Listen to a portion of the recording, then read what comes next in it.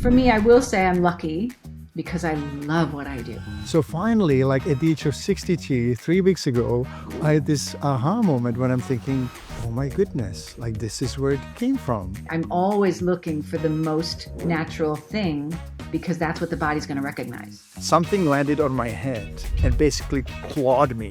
But you shouldn't be shocked by your mistakes. You shouldn't hide them or be ashamed of them. You should learn from them. I'm going to actually start somewhere totally different because when you walked in the room the first time I met you, I could see how you lit up the room, how you kind of walked in and everyone you started connected with, they started smiling, being lighter, being brighter. And so on. So this is actually something that I remember.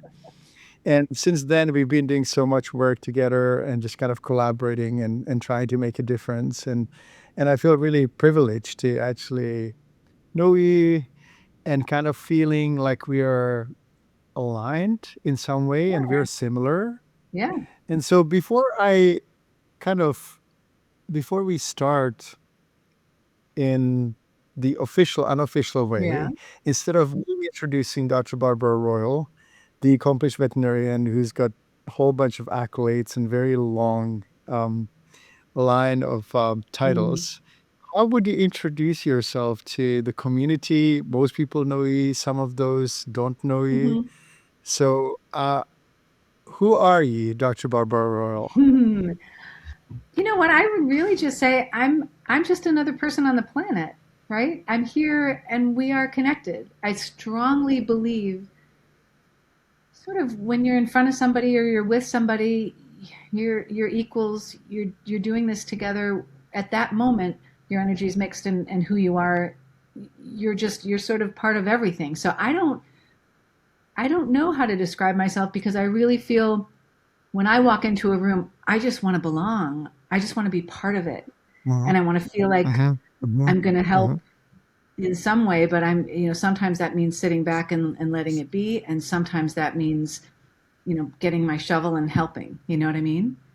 So I really consider myself to be I'm an active, interested, available, open, person on the planet. And I know some people really, they see all the letters and they see all the things. And sometimes people see, I've done a book, I've been in a movie, they're sort of like, oh, I was scared to call you.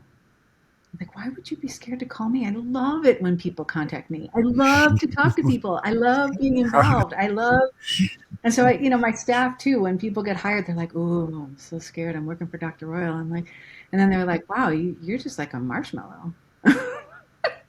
And this is the interesting thing, and I think that you're touching something really important, that other people may not see you as the human being who walks this planet and tries to make a difference. And if there are people who see you that way, in that kind of like beautifully simple way, then they realize that you're actually just another human being who has the full scale of being human, right? But some of the qualities I think are kind of highlighted, and I can see that you're a good communicator.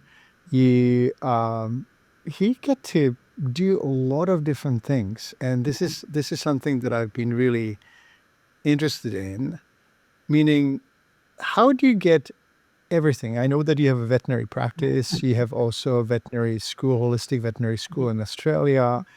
You've been also a vet for some very famous people.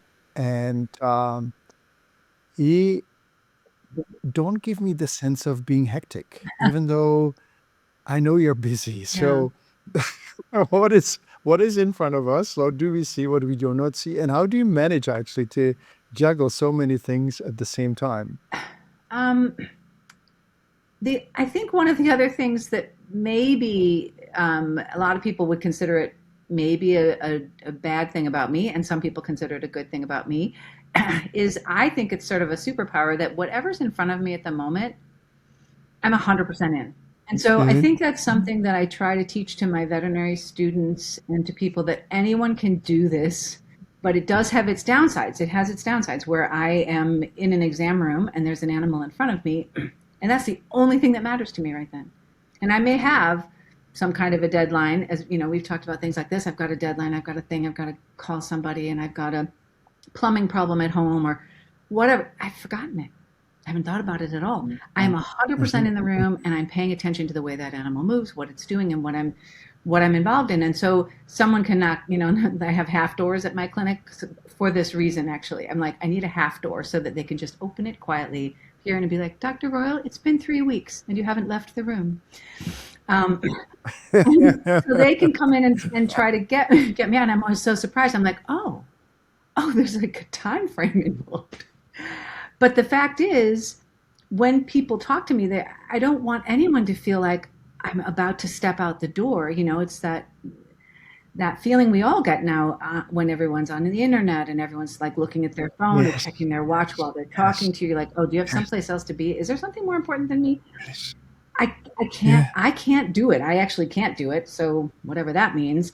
So people are like, "Oh, I was pinging you," and I was like, "Yeah, I did not notice that." So You know what? This is it's just so that. important. The focus. I really agree with you. Can't agree more. The fact that you stop hearing and listening when you're focusing. Mhm. Some people may see it as, oh, you're not listening to the others, Right. but you're saying, I'm listening to this person that I'm with right now, and I'm not rushing to do something else, which is so important because I'm not sure whether it happens to you, but I have some friends who tell me several times a year how much they love me and how much they like being with Mhm. me.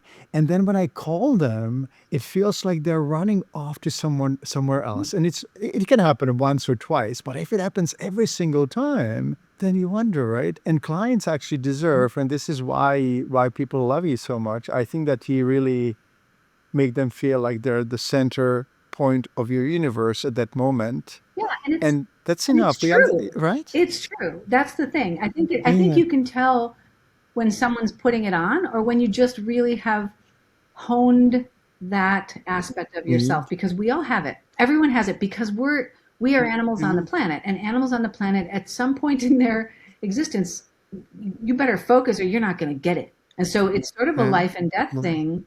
I will say I do feel like living in Chicago helps helps you do that because the seasons change because in the middle of winter when it's Uh, 17 below if you're not focusing, I mean you could die, right? So there's things like that, just getting a little connected to the planet, getting a little more connected to what needs to happen. It is an important part of life. I do know I feel like sometimes, when if somebody doesn't have that kind of experience, it doesn't understand that, you don't focus, you really are going to miss a big boat. It's a uh, problem. And I think teaching young people that it is wonderful. It is wonderful to get to the other side of that, to be able to be like, I focused on this and I came to a really interesting conclusion and to do the work to do that. It's spectacular. have that awareness, Yeah. right? Have that awareness. That reminds me of my dog. Like when he sees fish, he focuses on the fish. And then when there's something else to focus Mhm. on the person moving in the in Mhm. the in the background, right? Yeah.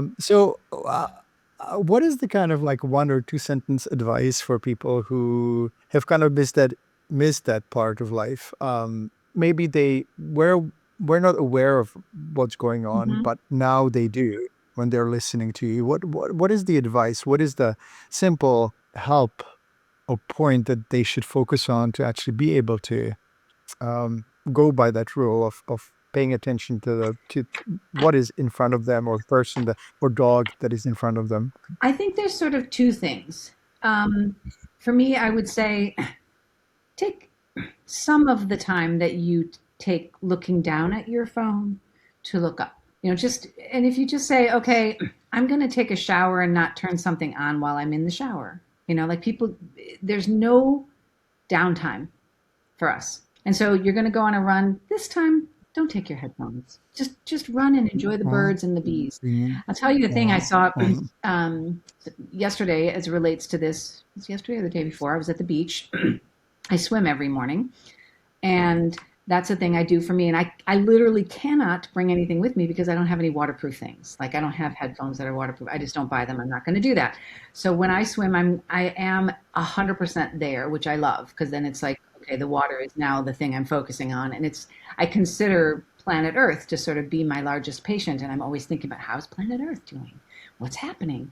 And so that's, I listen, I'm looking at the birds, I'm thinking about everything that's going on in the waves and everything else. Well, the other day I went to the beach to do my swim, and there were probably 75 people there, and they were all about 15 or 20 feet apart from each other, covering the beach. All of them had headphones on.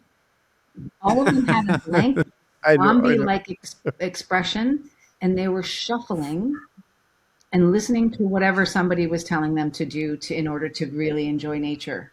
And I just thought, I hate this so much. And I don't usually feel that kind of like, oh, that's so annoying. Because usually I just like, I love people. I just love people. I come down and like, there's Let people them on the do whatever. beach. But Yeah, yeah, but I this know somehow it's hard not to do. it turned a little switch in me. And I just thought, I, I want to know a little more about it and decide if I'm really gonna be judgmental, because I shouldn't be judgmental. It's not good. But B, I just thought you can't possibly be, It's also human. yeah, right, right. It turns out I'm human. Yeah, I do that too. Um, but you can't possibly be there if your headphones are on and you're just looking and they're not even looking at it was very strange. And I just thought, this is where we're headed. This is where we're headed if we don't pay attention. So that's one. One is maybe just 30% of the time, decide this is the time you're not going to plug into anything and you are going to just go on your own and let whatever happens happen. Say hello to someone on the street if they don't have headphones in. Then the other thing is, I feel like if you're ever doing anything that you're ashamed of, ever doing something that you're like, I don't want anyone to see me, I'm going to be, even, you're just stupidly looking on Facebook. But like, I have been with my husband's in cooking or something, and I'm sort of scrolling on something for a minute, and I'm like, I hope he doesn't catch me doing this. Stop immediately. Just stop. If you can't, if you're doing something where you feel like I should be doing something, do the other thing. Just try to let yourself recognize that feeling of inward and get rid of it. And it's just so freeing. You just, if you're doing that kind of, just get rid of it. Anyway. Here's something that most dog parents don't know. Dogs cannot make EPA and DHA, the most valuable omega-3 fatty acids, and without them, it seems like they're aging faster. Adult coat, unhealthy skin, stiff joints, and brain fog, and maybe even doggy dementia. This all can be prevented if our dogs got sufficient amount of omega-3 fatty acids. Hi, I am Dr. Peter Dobias, and I've been in practice for more than 38 years. I have formulated Feel Good Omega exactly for the purpose of keeping your dog healthy and happy for many years to come. It is made from pure wild squid oil, sustainably harvested, made in Norway, and Friend of the Sea certified. It delivers the highest quality EPA and DHA in their most bioavailable form. Microfiltered, tested for heavy metals, packaged in glass, and protected by nitrogen against oxidization. It also comes with lifetime money-back guarantee. Just head to feelgoodomega.com and use code FEELGOOD10 to get 10% off. Your dog deserves it. So get rid of the feeling, right? No, get Because rid of everything. that's Get rid of doing it. Like, don't do it or take the so. heat. So I have a friend who actually, and it's not me, honestly. I don't know how to knit, but I have a male friend who knows how to knit. Mm, And that person could be also embarrassed about it, right? yeah, So there's another side of there it, is. meaning that Sometimes it's fine. that we are sometimes. I think it's a really good guide to say if you're embarrassed about something, stop and think about it. Is this really helpful for me, Mhm. right? That's what you Yeah, mean? Or is it just that I feel that other people would judge me for it, but I really love it. love it Yeah, and it makes my life yes, and world. So there's those two different correct, sides of the coin. And it's correct. really cool to actually hear you. Yeah, there are definitely some things, like I don't do social media very often, but when I sometimes like YouTube and just kind of like to learn things, but then I get into the Me rabbit too. hole, right? And that's the point Mhm, you're describing. Just stop mhm. and go and pet your Yeah, dog or talk to your friend or go in the right. garden. Or accept that you're Swimming. doing it and just be proud of it, or say it, because if you're doing something and you have people in your life, it's like I got rid of Facebook entirely for me. I just don't do that at all. So Mm, that was a while ago, and I'm a happier person because of it, and I knew that. But there are some things that I do that I'm just for a while I was honestly for a while I was embarrassed that I swam every morning. I thought people should think I'm working all the time. And so people are like, what are you doing? We need you to in a meeting at 8 o'clock. I'm like, oh, 8 o'clock. I've got a doctor's appointment. And in fact, I have swimming by myself in the water in the lake. And it's like, now I'm like, guess what? I keep that time sacred for myself, and I'm not embarrassed by it, and I do it. Why do you think it is? And this is a feeling that I've been kind of dealing with lately as well. Why do you think? Is there some sort of origin of the fact that you are embarrassed to share that you're resting or not doing Yeah, anything I wasn't sleeping. work-wise? Like, And do you think it comes from somewhere? Like maybe childhood or something? Like, like, our society, I don't know about where you've grown up and whatever, but our society seems to value work above all in a way. Like it's just a funny thing, and we're sort of supposed to not really be human. And there's a weirdness there that I think if all of us just stood up and weren't embarrassed about it, we're like, no, I actually needed to take a minute because my brain couldn't take any more. Mhm, And part of our mhm. problem is we're constantly pushing things into our brain. Our brains actually can't take in all the things we look at during the day. They're toast. They're garbage. They're just not. You are not learning anything. And so you have to choose. Your brain can only do so much, and then you need to sleep to reconfigure that in a way that you can use it. And we're crazy to think we can, oh, you can learn this in 15 seconds. You can learn the best way. It's like, no, no, no, not possible. I'm enjoying this conversation so much, and I will confess that I prepared like about 15 or 17 questions for you, and now it's taking us somewhere totally different, and I'm enjoying it even more. And I actually just recently, I'm not kidding, maybe 2, 3 weeks ago, I finally discovered why I felt guilty every single time I did something else than working. And it came to as long he said he didn't know where I grew up. So I grew up behind the Iron Mm, Curtain. I lived in the Eastern Bloc until I was 27. I mm, left Canada in 1990. And when we were kids, there were these different organizations like riding clubs run by the government, really cheap. So it was a cheap form of babysitting. And when I was 11, my sister and I were signed up to this riding club, and we were made to work, basically mug the stables and do the hay and straw and so on. And if we didn't do that, we were labeled as lazy or not deserving the horse that we love to ride and mm, all that stuff. So finally, like at the age of 62, 3 weeks ago, I had this aha moment when I'm thinking, oh my goodness, like this is where it came from. mhm. So I actually don't have the capitalist background of that feeling. It's more like, the former communist country Yeah, background. If you don't yeah, work, you don't deserve right. it. You Although, don't contribute to the although collective, I would right? say there's also a lack of that in our world too. I feel like I run across a lot of people who feel they should not do anything and they should get money for Yes. that. They should just get money for, I don't produce anything, I don't make anything, but I want to just get money for it. I just want to have my life.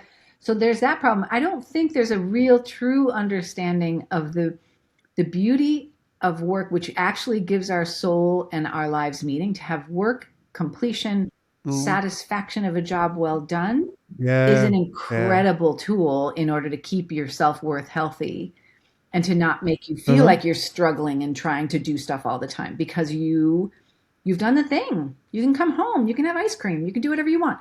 And so those back and forth things, like I talk to vet students, I talk to a lot of, I mean, I do mentoring for a high school. I just had a whole group of nuns in full habits bringing in a group of children who had been from war torn areas, and they wanted to see my veterinary clinic and what we did, and being able to talk to them about the value of what we do and that it can help and make the world a better place.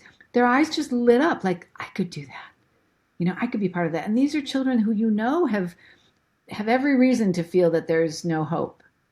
And I just thought hope Mhm. is in the fact that each one of us can do something. We can work, but we also can enjoy the fruits of our labor. And those are things that have sort of diverged a bit, where we're entertaining ourselves to death and we're just enjoying, enjoying, enjoying, enjoying, or some of us are just, the workaholic that everybody calls us. You're just always working. But for me, I will say I'm lucky because I love what I do. I love what I do every day. There isn't one part of what I do that I don't love.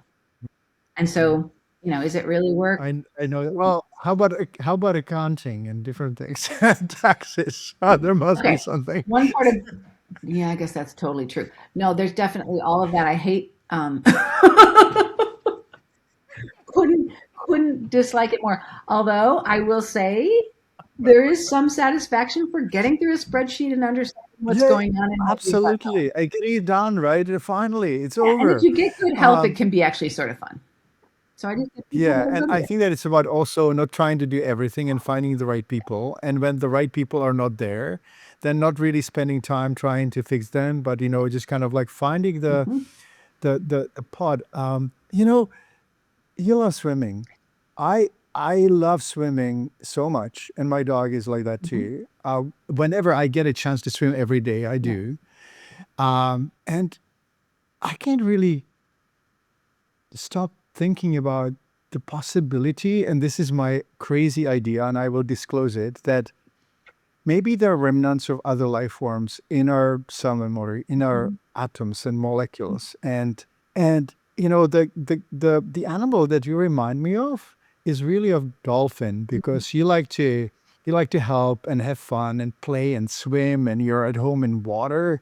And then dolphins kind of are in the group, and they kind of like play and fish, and they're really good with others, right? Mm, And I have a strong affinity to think that, whenever I tell my team, this is what we're doing, and we are like part of dolphins who are playing and also catching fish and making a difference and so on. So, do you think that maybe like gazillion years back, like there was like some sort of star cluster, and is threw some molecules and atoms out, mhm. and then suddenly people who are from that cluster, or beings who are from that cluster, kind of connect Right? together? Like, do you have any crazy ideas like that? Like, I always do. I I always do. I think studying yeah. integrative medicine and learning about acupuncture, I didn't, even though I was fascinated by it from the time I was 13, makes you realize how much you don't know, right? So you just go, oh my gosh, I had no idea that this would be so dramatic, or that, I mean, even something as silly as like nutrition can make a huge difference for something as profound as cancer. Like, oh my gosh, there's something else going on. And the idea of quantum physics and again, looking at a star and saying, wait, that light's making it here. That's so cool. Where is that? And understanding that I don't understand. I just don't know, and I'm going to be Mm, open to it, and I'm going to feel the connections. I'm going to feel it. And that's really why I say, like, planet Earth is my largest patient, mostly because I'm dependent on all of these interactions. The soil and the plants and the animals and all of the things that we eat are connected. So I'm well past the idea of, like, people say, oh, why are you not vegetarian because you love animals? I'm like, I do, but I'm sort of well past that. Like, I not only love animals, I love the plants. I love the plants and the bugs in the soil. I love them so much that all I want to do is make sure they have a great life. All of them, how they connect, the poop that mm, comes out of the animal mm, and mm, replenishes, and the animals mm. walk on this, and everything eats everything, and I want to see that that's happening. So I feel bad for an avocado that comes from a monoculture of avocado trees because they like to talk to other plants. The Yeah, so avocados I don't, and the trees like to whatever it talk is, to each corn, other, like, as we know, whatever. right? And I just feel like I'm looking for regenerative medicine answers. I'm looking for the connection in the planet, and I feel the connection in the planet. And I feel that there are things I'm definitely more connected to than others. I always thought I wasn't that connected to deserts because I do consider myself more of a water dwelling animal. In fact, I think one of my most Water memorable creature. dreams when I was young was an epic thing all about, being a dolphin and my life as a dolphin and how it went through these different cities. I dream like a movie. There's characters, there's a Serious. beginning, a middle, a denouement. No one wants to hear about other people's dreams, and I know that, so I'm not going to tell you. But I was a dolphin in that dream, and I remember it vividly. Where But too? My I feel like we're connected, like we're all connected, and there's no, oh my goodness. Yeah. you just, But when the connections are a little more profound and deeper, like my homeopath has given me dolphin's milk, right? Like many, many times. what? I Wait, Oh actual yeah. dolphin And milk? I, a homeopathic preparation of dolphin milk. Who milks a dolphin? I have no idea, but they're homeopathic remedies from everything, right? I And know. and they say that when there's certain physical or emotional state, that the homeopathic remedy from that source can be actually Amazing. used to address certain Yeah. state. Yeah, it's so interesting. Like, I think that we probably would be able to talk for 3 hours. Absolutely. You talked about quantum physics. I love There's a movie which is called What the Bleep Do We Know and How Our Thoughts Generate Our Reality and Our that. World. Do you have do you have a stance or do you have an opinion about this? Like, do you have a personal experience? Do you use it in healing? What do you think about situations where one treatment works for one practitioner and patient, Hmm. and then the same situation, then it doesn't? Do you have any opinion about it? Absolutely. I have a lot of people who ask me, what kind of energy work am I doing? Or what have I trained to do energy work? And I understand that.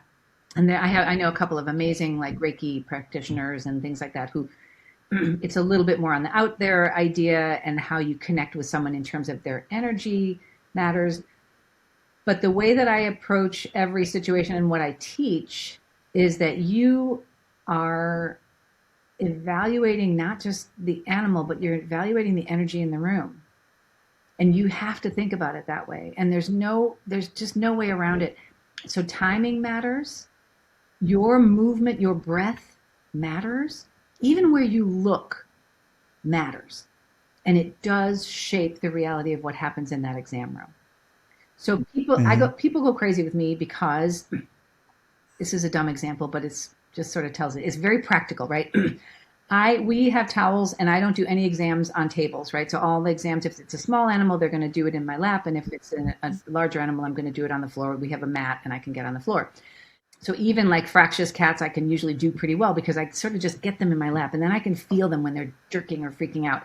But the most important part of that is I'm doing it sort of by myself because often it is a fractious cat and I don't need anyone else's energies or hands in there because it's like a bump in the energetic connection that's going on. I don't need that. Yeah. So my Yes. staff knows that. They'll be like, we're going to sit here. If you tell us you need us, we're going to move in. But I'm always saying, be my hand. Be my hand when you come in. So they come in over the top of me and I'll move so they can hold on.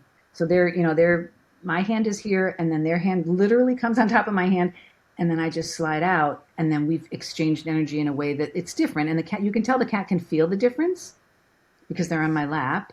So I can feel a little bit, but they're not freaked out by it if they're that way. But the other thing that matters is that it's dumb, but we fold towels always the same way. And I'm a freak about it because I need to be taking the animal out. I can't have the towel ready for me on my lap. I'm taking the animal out of the carrier. So I just have to have that all available, but I'm grabbing a towel while I'm getting the cat up into my lap. And so I'm grabbing a towel. I need it Mhm. folded exactly Mhm. the same way every time so I can undo it sort of in the air Mhm. and get it flat on my lap and have it available just to cover them as I need to. Mhm. So that energy and that movement makes or breaks my exam. And it's crazy, Yes. but Yes. it's just the flow. It's the flow and I need it. And so people are always like, oh, yeah, we forgot to tell you about folding the towels. And I'll go in, I'm like, why is this folded like a hot dog, not a hamburger? Like, what? I know, and that's the refinement, right? And also breathing and being there, It's and all those also things. feeling like, is the energy free and Hmm. moving, or is it dense Hmm. and Yes. stuck, and all that stuff? Yes. I totally agree with you that the animals totally respond to either calmness or our, Yes. anxiety or whatever it is. It really helped me to do yoga for many, many years when obviously one of the principles of yoga is breathing, Hmm. right? And I think the animals actually really respond to Yeah. that. I just recently, a couple of days ago, we had a friend who is a really lovely person. He's a lawyer and he is super hyper, like absolutely vibrating.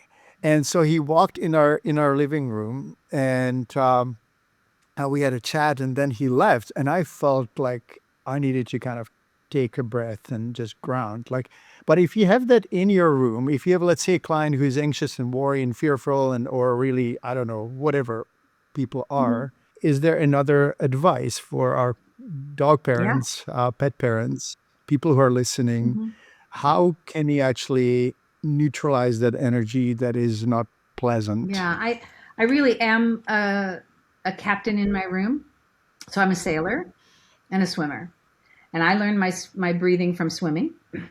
and I don't mind running the boat. And so in my exam room, I just say, I'm the captain of this ship. So it's in my head when I'm going in that I'm going to now make sure that we're doing all the things right to get to where we need to get to. So I will pretty comfortably say to a client, we're talking and I can sort of feel that things are just tense as all get out. Everybody's nervous. So the first thing I'll try to say is, I really think I can help you. I really think I can help you. And I just see Mm. that there's a lot of places we can go with this. So let's just take a minute and let that sink in and just take a deep breath. Let's just take a deep breath. And so I just want them to accept that there's a chance that things are going to get better, whatever it is, even if they're worried about their animal's illness and their animal's aggression and, all these things, whatever it is, I just want them to know I'm here. I'm going to do that. And I need you to take a breath and you have to be with me. So then I'm like, let's just take a breath together. Let's just let some things go for a minute. And then we start in again. And that alone can make a huge difference. And it's the same if my staff, I often have interns watching. I have a technician in the room with me. I have somebody over the doorway waiting to catch me for something else they have to ask me about because it's a busy practice. But everybody knows that if I will look up and recognize them and let them move. But if I'm not doing that and I'm focusing here, you do not move, you breathe with us, and you do not allow your push to change the energy in the room. It's a thing. And so, Yeah, and it requires a skill, and I'm so glad that you're actually teaching the new graduates to do that. it's weird. And a lot It's of people think it's ultimately, weird, but they'll see it works. it makes so much sense. And, ultimately, it's once again about seeing them, being focused on Mhm. them, telling them, hey, I got your Yes. back. I am here for you. Right.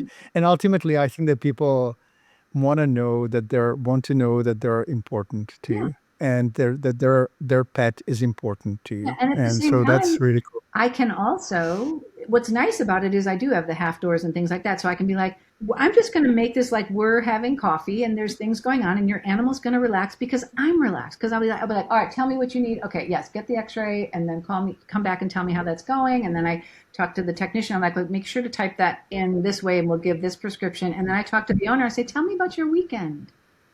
Because I need I need everybody to know that it's not just this weird artificial thing we're doing. It really gets me excited that it's being taught. I've had this pet peeve about basic education, and Mm, I'm thinking communication and relationships should be actually on the curriculum for people like as early as grade one. Like, how do you resolve a conflict with a friend? Like, how do you deal with a person who bullies you or who is unpleasant or is upset? And yeah, and early on, but they right? don't need to learn it from us. They need to be let alone to do it. So that is the thing. Like, oh, Really? Like, tell me more about I it. really That makes me believe even this. more I curious. really believe this. The more we try to control that, like in my exam room, I'm only controlling it in as much as I'm saying, I'm doing this thing, don't mess with it. But when you're doing this, you do your thing because they have to know what their boundaries are. You cannot learn that specifically from someone else. And I think as a child, if you tell children how to resolve conflict, it's not the same thing as having a child in front of them and resolving a conflict. So I'm in a family of seven, and we had a lot of conflicts. And our parents, it was the '60s, so they actually just didn't even really notice they were doing their own things. But if we didn't resolve our conflicts, we would there would be trouble. And so one of my favorite rules from my parents is that, don't make me get involved. Just don't. Because and I told my kids, I said, if there's a problem and something's happened and it's bad, don't make me involved. You guys figure it out because if it's Really? bad, you're both in trouble. I'm not going to ever, put it on one person or the other. You're both there together. Just figure it out. And they figure it out. And then it's sort of I think it's a better way. We're always interfering. There's so many helicopter parents. There's so much structure in it's like go play in the woods and figure it out. Now you don't want it to turn into Lord of the Flies, so obviously there's oversight. But I do believe very strongly in the power of children to work it out way better than we can. And then they understand conflict and So resolution and the joy of it. so we kind of, oh, I don't know what you think, but I strongly believe that life is the teaching stage, right? And the place where we learn Mhm. things, but it is also quite short. Mm. And I often think of situations when I would have loved to be given an advice to avoid some sort of mistake because I wasn't learning fast enough. I wasn't really grasping that, and I had to go through some lessons that were useful, but maybe I could have skipped them and do something more useful than solving that problem. And so I'm thinking, Mhm. do you think that, and again, like this is a conversation I really like this similarity and slight difference. Do you think that when kids are taught how to, like, the basic, in a picture book or in some sort of way, the basic core principle, and then letting them applying it, but allowing them to be more aware, or giving them stories that would tell them this is more important, Mhm. integrity is more important than a lie and fake life, and because otherwise, like I can think of bullying, because as a little kid, as a maybe grade 2 or 3, I was bullied, and then I grew up and I didn't let anyone bully me, but I just that experience would, uh, if I knew how to deal with it, then if I had the capacity to figure it out myself, it would be much easier. But do we really have the capacity to learn everything? Well, it's really Yeah. interesting. I totally, I'm now a little conflicted about it, because I understand what you're saying, and it's really cool to let them Mhm. do, right? And I And do feel like so, it's a thing like that. Yeah. yeah, despite the challenges that we may prevent, it's like preventing a disease, right? Preventing some serious thing may be happening. Which is great. It's It's interesting. great, but is it always the best? Sometimes developing immunity is good. Sometimes, it's hard to say. Like, I do feel like you do what you can. We can't prevent everything. It's not possible. So to pretend that we can, first of all, is crazy, right? So No, no, that's no. like, Of course, people I coming to agree me with with their you. dogs and saying, should I stop him from jumping on and off his bed and blah, blah. It's like, well, can you? Because maybe you just can't. Like, you have a puppy and he's got this thing and he's got 3 legs and he's hurt one leg. He's just going to jump around. You're just going to have to let him do that, or maybe you have to crate him. I don't know, right? So we got to figure that out. But with children and with animals, I think the boundaries when they're young matter, and the boundaries when they first meet you matter. So it doesn't have to be a young animal; it can be a foster animal or an adopted animal at an older age. But when they first meet you, to understand what your boundaries are and what you need, so they understand who you are and then who they are to you, and that matters. So with my family, it's serious rules, right? We have serious rules as a child.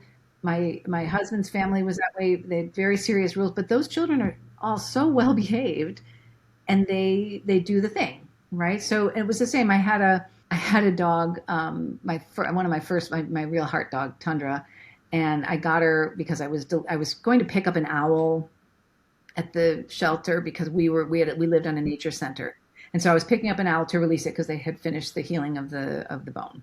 So I was there, and they said it's going to be a few minutes for paperwork. You can wait in here. And then this dog just, like, through the cage, just hit me like a ton of bricks. I was like, what is going on with this puppy? And they're like, yeah, she's about to be euthanized because she is vicious. And I was like, she's like 10 weeks old. And they were like, yeah, her brother got taken away and she's just never been the same. And I was like, all right, I'm taking her home. That's it. That's it. So I took her.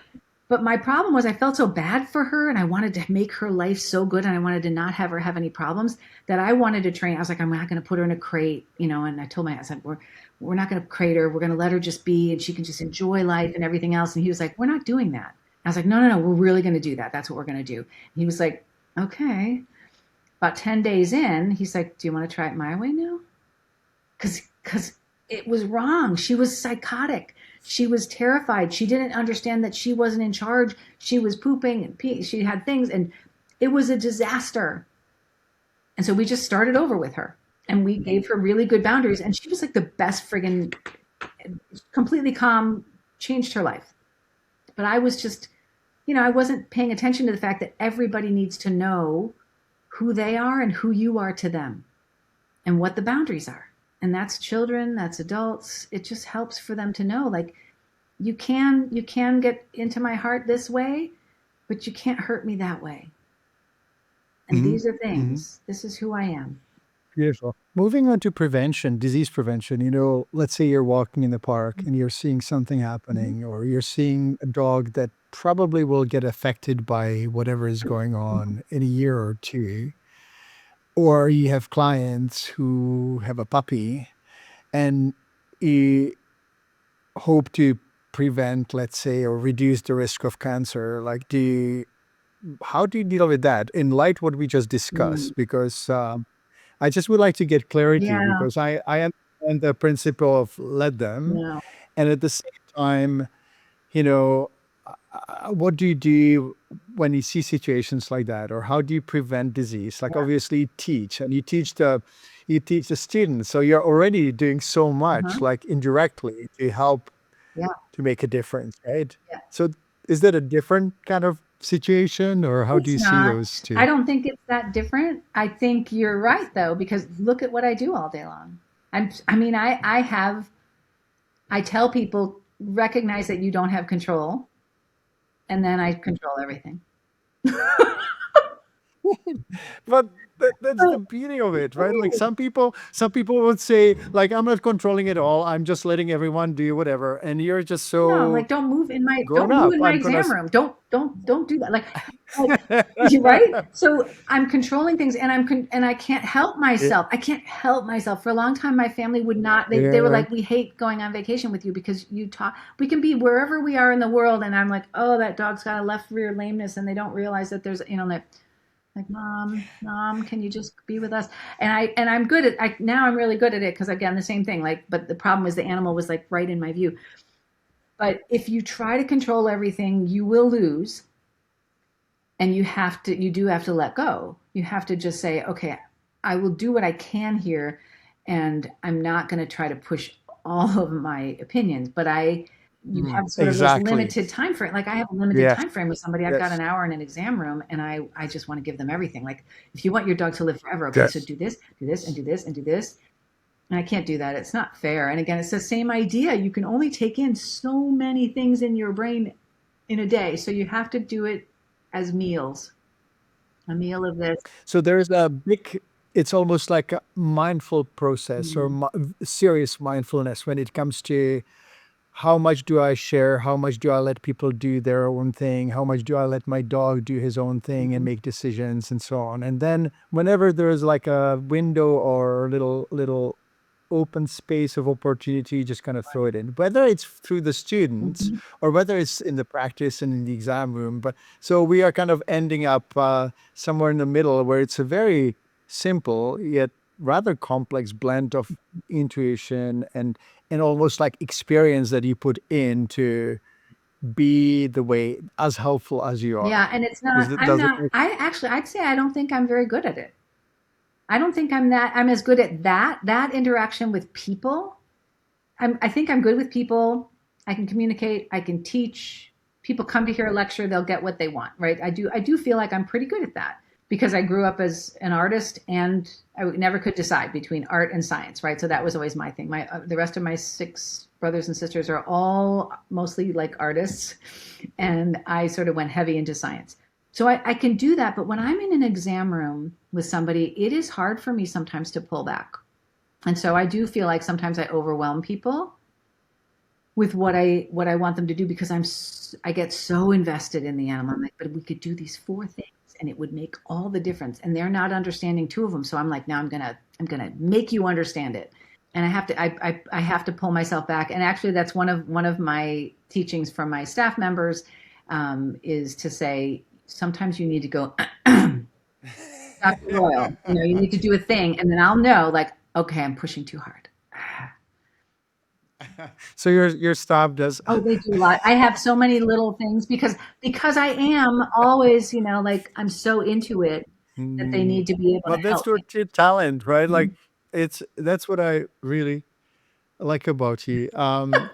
You were saying that you're driven by science, Mm, but I think veterinary medicine is actually art, and it's almost like composing music. Like every treatment, every mhm. every patient is different song. what song would it be in your like, your favorite song Yeah. of like what would it be? Favorite music? What is your favorite music? I am a real eclectic music lover because I grew up playing the piano, classical Mm, music.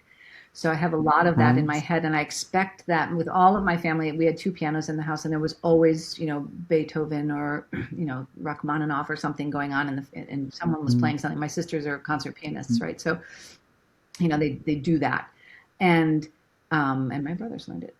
But I love that. I am also, David Bowie. I am also I lived in Wyoming, country swing music and being thrown around the floor by a cowboy. Oh, I love that.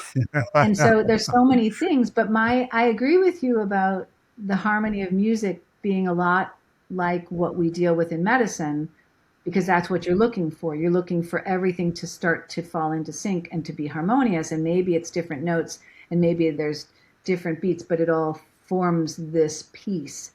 And you can feel the rhythm of it and the breath of it and everything else. So I always have said that I would love to feel like my hands doing medicine are like a conductor, like Daniel Barenbaum. When he raises his hands and things start, there's harmony.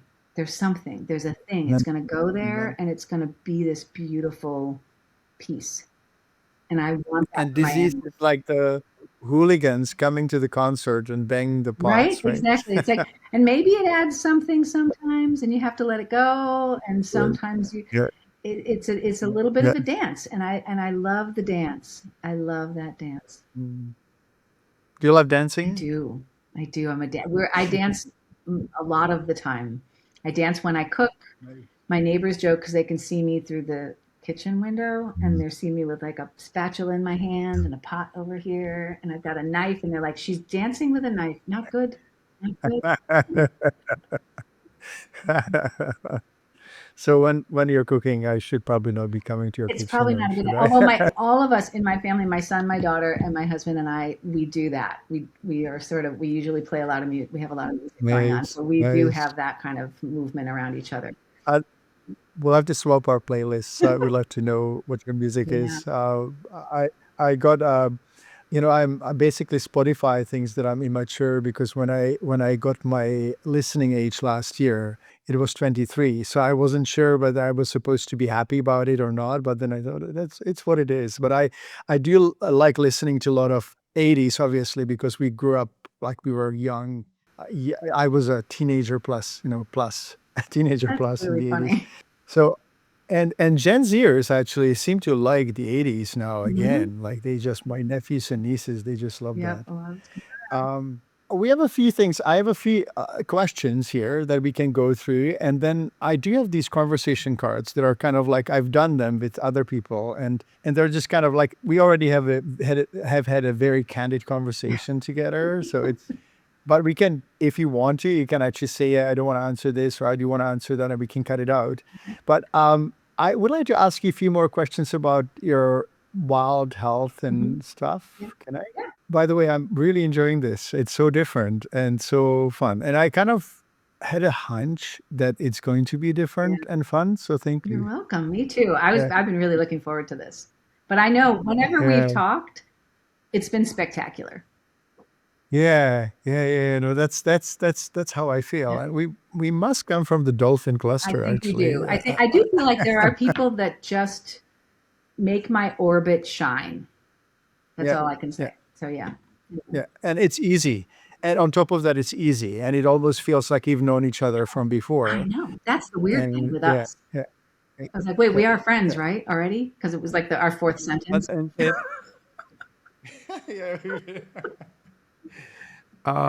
So I I'm I've done a little bit of searching online, and the term that comes up with you and with your name is wild health. Tell me more about it. I Mhm. can see already that there is a little bit of wild you in you, Yeah. swimming and Mhm. nature and all that. But wild health, tell me more about it. Yeah. For me, the ideas of my medical practice all came from the idea of how things live and interact and are comfortable with their environments. And so that kind of thing is wild. It's the wild health idea where you are. I think it originally came from my work with owls, and I had worked with the spotted owls in Oregon, and we had to do this crazy thing. It was so crazy that we were trying to find the babies so that we could ban them so that we could protect them. So they were being killed by loggers and a whole bunch of things.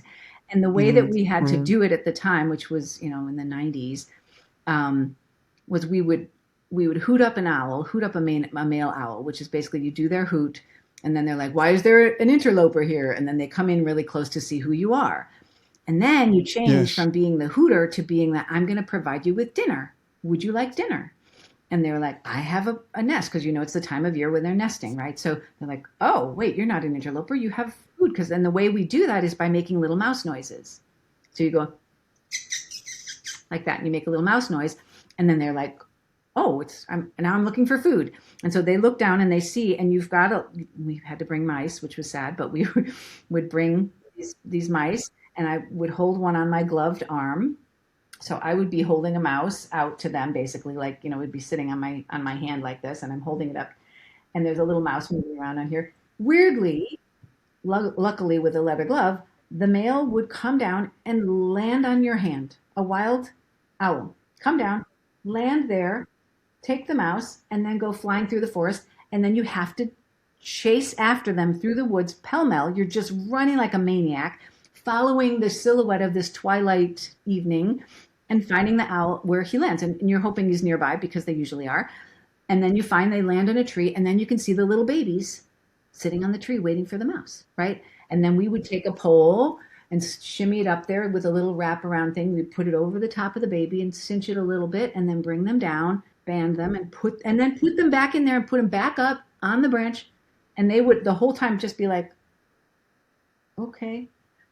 It was The babies are baby. like, But that all happened. But the thing that got me was how gorgeous the whole situation was. The smells, and the way the owl was, and how at home he was, even with me there.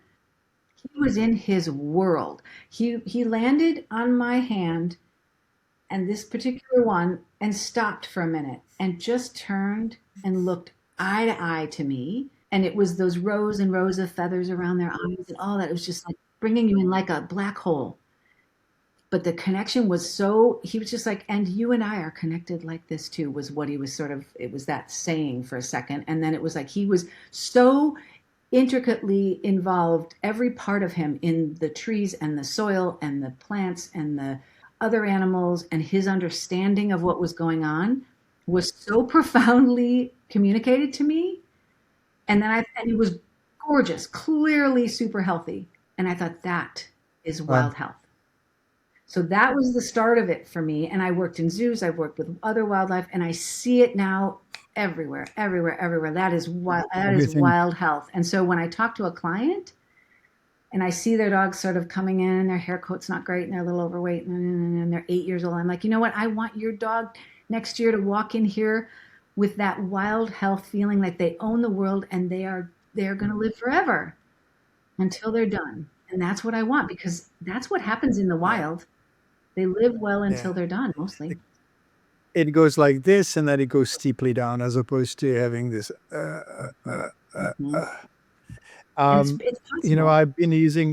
I've been using the term whenever unsure, go back to Mhm, nature, learning from mhm, nature, be inspired by nature, and it's very similar. mhm, It may surprise you, but I have an owl story. So, mm, and I listen to nature very much, mhm, especially whenever I'm unsure. mhm, I was unsure whether I should, as a long time yoga practitioner, I thought I should probably just strengthen a little bit. So I went to CrossFit, and I wasn't sure about it, but that was maybe 10 years ago, and so I ended up in the first CrossFit class, and part of the CrossFit training was to run out and do a little run and then come back to the room. mhm.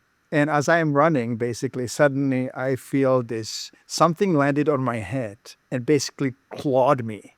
And it was a territorial owl basically landing, attacking me as I was running at the CrossFit class.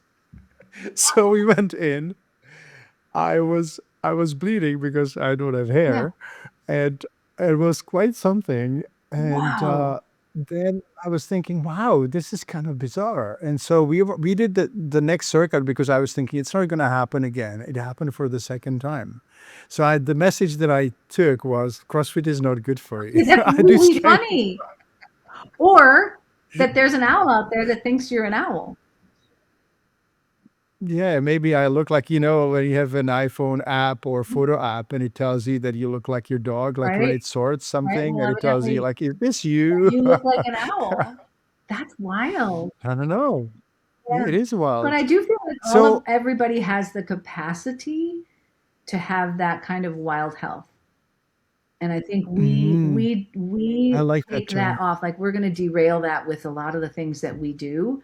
And I'm just trying to get back to that to let the body sort of settle into where it needs to be in order to just move forward with that wild health. That brings me to, is there any kind of like basic core principle when it comes to using conventional Western medication in your practice? Like, speaking of wild health, um, the extreme could be that even medication, even the most synthetic stuff is made by nature and the principle of the universe. Hmm. But, do you have any suggestions for people who are either orthodox about drugs and don't want them or want only drugs? Like, how do you approach that? Um, yeah, I usually just say, let's use what works. Let's just use what works. And we have a lot of things, and humans made things, and some of them work. The planet made things, and some of that works. Not everything works all the time. And sometimes I need a faster road. And so, yes, it is going to be an Mm, antibiotic or a steroid. Or mm, I literally, mm. as an integrative practitioner, I will use anything that works. So there isn't a place where I'm 100% against. I started out that way a little bit. I definitely did when I was like, oh, I'm integrative. I was more holistic rather than integrative. I'm 100% not that way now. I'm an open door for, oh, this is going to need chemo and surgery, and then I'm going to help mitigate those things. I'm going to use stuff. But I mean, I have a thing because you know how bulldogs often have like a really crusty nose. So Mm, they're mm. dry and it's keratinized and whatever. Yes, And I always yes. say, I would like you to put topically on there Vaseline. Vaseline with a capital V, like not Aquaphor or vitamin E or coconut oil or Bag Balm or none of the really easy, nice, natural. I want you to use the petroleum product, Vaseline, because it is, to me, it's like the only thing that works. And so it's funny because people are like, wait, you're like Dr. Royal. Like, what are you it works. That's why I'm using it. I've never in Well, 30 years, I haven't seen a problem with it. what I'm hearing is that you naturally promote wild health and embrace nature and its healing Mhm. capacity. And then, whenever needed, then you use conventional medication because that's what you have. And I completely understand If I it. can So, avoid that, yeah, that makes sense. I will. Yeah. Because Yes. side effects, if Yes. I can avoid side effects from things, um, I will. Hmm. And if it's something Hmm. that's providing something that, we've done, like, when we spay an animal and we have to give them an estrogen, supplement, we may do something that's a pharmaceutical rather than something else. Like there's things that we may do to get them back on track. And then sometimes there's other ways to manage it. I'm always looking for the most natural thing because that's what the body's going to recognize, right? So the body's going to use food in the most natural form because it's like, food, I know what to do with that. I have a system for thousands of years to take this and make it into a healthy immune system. Hmm. So I want that kind of elegant solution to health to be happening all the time. And that's, So we shouldn't eat wood chips, I don't know, wood chips are yummy. They're delicious. powdered Yeah, cellulose. How yeah, is no, that? whatever you want to do. Fine with me. Oh, my. um, you live in Chicago, and I know that you have been dealing with thousands and thousands of people, and you have some very famous people in your practice, including Mhm. Oprah. Uh, how does it make you feel to know that you've been trusted by people who are very discerning and people who also have been, you know, kind of somehow finding it a little hard to find people who just take them as normal human Mm. beings. Because I can imagine that being a celebrity is difficult for them, and maybe being a celebrity vet is possibly difficult for you. How do you deal with all this? Yeah, there's sort of two sides to that. And the first side is this, sort of celebrity vet thing can be tricky in the neighborhood where people are like, oh, I didn't think I could come to you because, you're Dr. Royal. I'm like, literally, I'm just a veterinarian in the neighborhood. I just want to take care of your Mm. animal. And again, the most important person in the room is the person in the room, right? So it's just if you're in the room with me and you're my client, it's just as important that I'm treating, Tom Smith as I'm treating somebody who's superbly famous and they're maybe changing the world in their way, but I want to change the world in terms of this animal and their relationship to their owner. So I feel like there's some trickiness where I have people always think, oh well, you must be really expensive or you must be whatever. I'm like, I'm just doing the thing I do every day as a regular veterinarian. But when I deal with another person, who would be maybe like Oprah or some other of my famous clients, you get the same thing in your heart. You realize we're all connected, and it's just another person on the planet, right? We're all here to. The best part about what I do is they love their pet. They love their pet, and the connection between us is then I love their pet. And so what we're doing is we're connecting on that level every single person that comes in. And it's a beautiful place to be. And they're just another person who loves their pet and I'm their veterinarian and I want to be that. So like the only thing I talk about with someone like, Oprah or anyone else who's famous is their pet. And that's what I talk about with my clients too. I get to be friends with a lot of people because the relationship is so open and so full of that love, but it has to happen because we are both interested in getting to be vulnerable and talking. And I have clients that I've had for 20 years and we really know each other. And then I have some people that are just they want the medicine and they're out. And I'm good with all of it because it's really it's a very unique place, I think, being the person who helps someone with their pet. And I love that.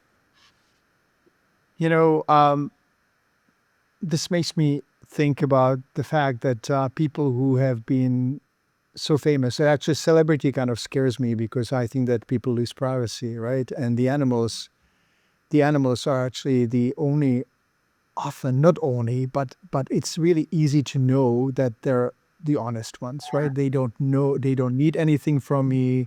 They take you as a human being. They don't care what your accolades and what your position is, whether you're a celebrity or whether you're Mhm. not. And so and this is something that I'm kind of noticing in you, that you really like to be Barbara. You like to be Barbara on the beach where nobody recognizes you, and where you go swimming, and where people see as Barbara, not as Dr. Royal or the person who's accomplished certain things in life. And I think that this is actually an advice for, and you're kind of providing this kind of reflection for everyone, that we're just human beings walking this planet, and making a difference, hopefully for others. Yeah, I agree. I totally agree. Yeah, that's really cool. The light is shining on my forehead. I hope you guys don't get blinded from my reflections here. You're But fine. I'm not gonna change the No, you're position good. here. Am I good? Uh-huh. That's the self-conscious me. Me Like, too. I think balding was one of the things in my life that was really difficult to accept, and now I just find it really convenient because I don't need to wash my hair and do all that, right? Save a lot of money. Just buzz it. I have these cards here, conversation Okay. cards, and we've been talking for some time, so I know that I can't keep you for much longer. But can we maybe take couple just to kind of Yeah. answer a couple of Yep. questions? And usually you can just choose left or right, in or Okay. outer. And if you can see that right here, Okay. So let's go right. Yeah. right, Inner. inner. Okay, there you go. What have you never had the chance to tell your parents? Oh man. Um. Yeah, that might make me cry. My mom died not too long ago. I will say that I Mm. didn't. I don't think I left too much unsaid because I had warning. They were both very old. My mother was 93. My dad was 90. And, um, but the thing it's hard to say is sort of that idea of as a parent, you always feel responsible. And so now I look back and I think with my kids that I think it's nice to hear that with all the things that happened that were good and bad, there's this combination of gratitude and forgiveness that you have with your parents, that you have to let them be humans also. You have to let them have have done their best, and then you're on stage yourself. you know and so to say that you're off the hook for everything. I did it, and I've succeeded probably because of everything you did for me, and I'm grateful, and really sincerely grateful, even with trouble, even with, I mean, so many complicated things with parents, right? And it's okay to just to let them know that you're grateful, and I do feel like there's that. And then the other thing is, I never really told my mom I didn't understand how she was scared of my scared of one of my dogs. No. She's possibly listening. I got in the habit of, and this is really nice to hear. I got in the habit of answering these questions as well because I think it's unfair to be put on the spot. So it made me think a little bit, but I think that I don't think that I've told my mom that I understood that life was hard and that she did her very best. Like we had a few conversations at the end of her life, but I think that growing up in the 60s and Eastern Bloc was not easy, right? And so I think that's something that I would like to add to what I said to her. Yeah, no, So yeah. I can see that. Like there's always something that you wish you said a little more. Mm. And sometimes, so anyone, if you have any Yeah, thoughts about what you could have said to people who are still alive, please say go and 'em, do that right now. say 'em. Yep, Yeah, yep, yeah. no, And so, one more yeah. question, and I say just choose at random. oh my goodness. Yeah, Okay, so I'll just take the one that I was holding. choose it. No, actually, oh yeah. Okay, so again about Oh, come parents. on. Like I have no idea what this is. What bit of you did your parents never quite understand? Oh, they actually did not understand my need to be a veterinarian. I drove my mother insane by bringing animals under the bed and, orphaned this, or there's a storm and I've got a baby bird and it's all like, feathers and they look awful. Uh-huh. She's like, that's hideous. Get it out from under the bed. I'm like, I'm taking care of it. I'm like 9 years old. And yeah, no, never ever Oh understood my my need to goodness. do that, and that I was perfectly happy in the dirt. And if I had to be inside, I would climb out of my window and I would be on the roof and they would be looking for me all the time. And I was always on the pinnacle of our 3-story house roof and terrifying them. So they, yeah, never understood my love of that. They were very, very intellectual. Sort of, my father was relatively brilliant, and my mother as well. She was a writer and an artist, and had just traveled the world with a lot of journalism. Anais Nin and very famous authors were friends with her. She corresponded constantly. She was one of those people that was amazing, and she's just like, animals. She's like, you're a writer. You should write. You're a musician. You should be a musician. She wanted, my family wanted everyone to be musicians and artists and things like that. It's so funny because everyone's like, oh, I was supposed to be a banker. And I'm like, I wanted to be a veterinarian, and I was like almost outcast. It's so funny because I think that parents often try to live vicariously through Mm-hmm. their kids, right? Mm-hmm. And Mm-hmm. so if they have some sort of unfulfilled wish to of being someone Yeah. they haven't been able to become or didn't become, then yeah. Yeah. It's, Uh, and then of course, it's so interesting. of course the I'm going opposite to, thing happens where I become, I mean, I'm in a movie and I've written a book, and but all because of being a veterinarian. I'm in the Smithsonian, whatever, all this stuff, and it's like, but I was a veterinarian. well, I can't help myself but kind of throw in another analogy because my dad wanted me to be an architect. And in the secondary, kind of in the high school, we had almost like little directions you could decide to go in the kind of humanitarian kind of sciences, or Hmm. how do you call it in English? humanities, and then natural scientists, sciences, and then maybe engineering and construction and all that stuff. So he wanted me to go to that block, and I secretly re-registered to the natural sciences, and he was not very happy about it. But I think that he didn't understand it was the right path But again. they don't So get it. yeah, so that was That's it. what they But do. so is there anything else? Any last remark, Mm. one to two sentences that you'd like to share here that do you think people should know and I think hear? one of the biggest things is knowing how to be wrong. I think I would tell people that's my Mm-hmm. number one lesson. I Mm-hmm. do a lecture called the I must be wrong way of learning veterinary medicine is just, or I could be wrong. And being open to being wrong and learning from your mistakes rather than doing what doctors are taught is to, you now know Yes. everything. So now you're right about everything. And you're going to come in and you're going to be right. You're going to Mm-hmm. express confidence, which I do. I express confidence. Like, I think I'm right about this. I think I'm going to give this a really good shot. But if I'm wrong, let me know because I will learn from that. And so trying not to make people, they should be confident in you, but you shouldn't be shocked by your mistakes. You should learn from them. You shouldn't hide them or be ashamed of them. You should learn from them. And being able to say, knowing more, and I've learned more from my mistakes than I've learned from any of my successes is completely true. And it seems cliche, but I mean, there's so many things that I've just been absolutely dead wrong about, and I was certain I was right, and I was wrong, and I wouldn't be who I am if I didn't take that up and look at it rather than be like, I can't talk about that and try to cover it over. And my clients know that about me, that I'll be like, sorry, I was wrong. Yes. Welcome to life. Welcome to veterinary Welcome to medicine, veterinary right? medicine. It's okay, and you can't control all of that. So for me, I think I learned that all the time. We talked about this control issue earlier, and I do feel like even now I still am always learning how to not try to be in control, but at the same time I know I let go. I'm pretty good about it. I let the animal control me. I let the situation control me now. Mm-hmm. I'm much Mm-hmm. more aware of how things are moving. But I went to Africa. We're going to be in Africa soon. Yeah.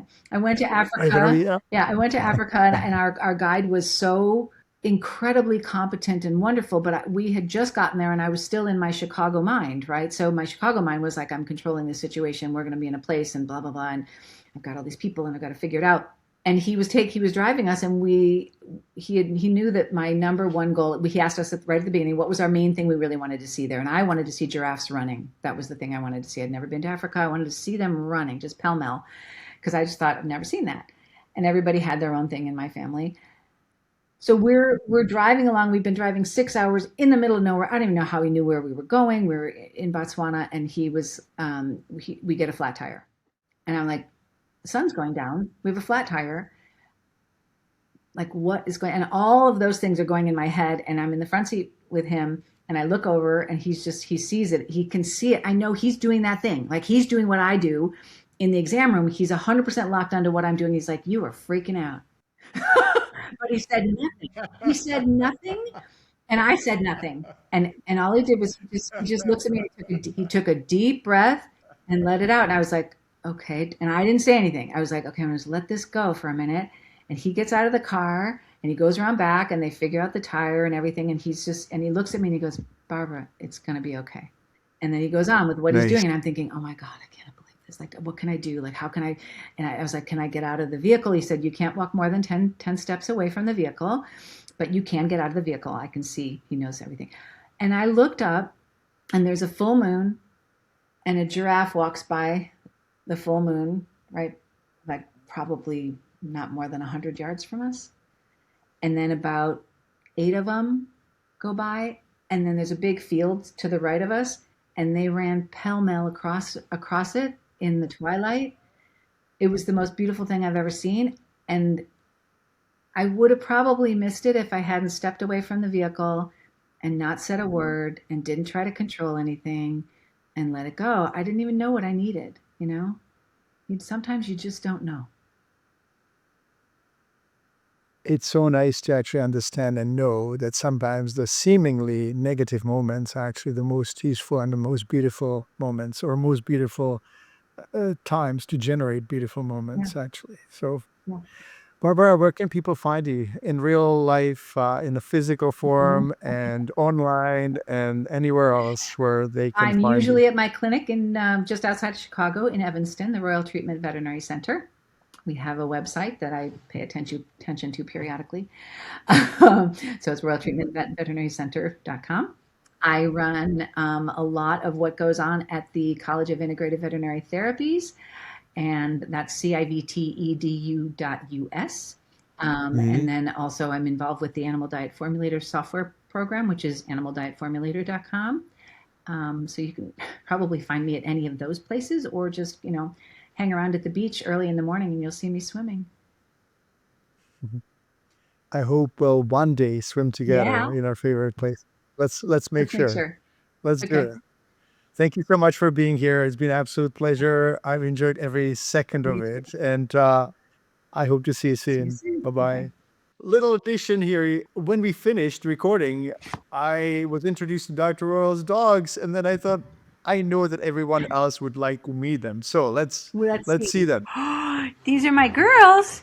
So that's Hi, guys. that's Pearl's gonna bark because she likes to. Sit down. Come here. Sit. That's my girl. That's my girls. Okay, so these are my girls. She has to be loud. I'm sorry.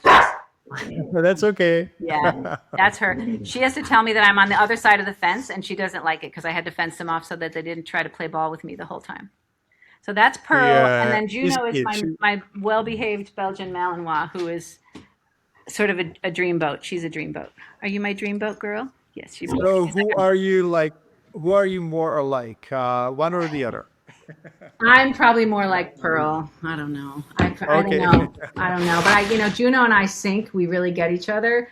And Yeah. I think Pearl's just got her own world. She's hilarious. Anyway, yeah. And I I've got. think I there's a reason why we get a dog or another one, right? Like it's Yeah. just Yeah. yeah.